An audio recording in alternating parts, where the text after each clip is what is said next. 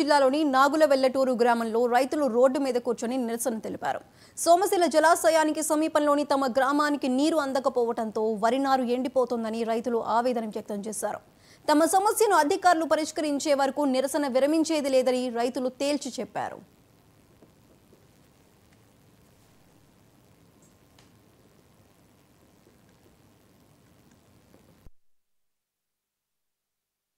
లేకున్నప్పుడు డ్యాములో 28 టీఎంసీలు నీళ్లు ఉంటే మొత్తం అందరికి ఇచ్చే ఆదుకున్నారు. ఇప్పుడు కనీసం 38 టీఎంసీలో డ్యాములు ఉంటే నీళ్లు ఇచ్చే పరిస్థితి లేదు. నాయకులు అధికారులు ఉండేది ప్రజలను రక్షించడానికి, ప్రజలను ఇబ్బంది పెట్టడానికి అర్థం కావట్లేదు. మాకు సాగునీటి విడుదల చేసి మా పైర్లు కాపాడాలని కోరుకుంటున్నాము. గత ప్రభుత్వాలు 28 టీఎంసీలు నీళ్లు ఉండేప్పుడు మాకు సాగు ఇచ్చినప్పుడు ఇప్పుడు 36 టీఎంసీలు ఉన్నాయి. ఆల్రెడీ సంగం బ్యారేజీకి, కనిగిరి కరువుకి 6 టీఎంసీలు నీళ్లు ఇచ్చి ఉన్నాయి. దాదాపు 47 టీఎంసీలు నీళ్లు ఉండే కానీ ఇప్పుడు నీళ్లు ఇవ్వకుండా కాలయాపన చేస్తున్నారు. నీళ్లు ఇచ్చిన దాకా మేము పోరాటం చేస్తానే ఉంటాం. టీఎంసీలకు తీర్మానించి ఇప్పుడు డెల్టా వరకు ఇస్తాము, నీళ్లు తక్కువగా ఉన్నాయి, 4 డెల్టాకి ఇటు లేదన్నారు.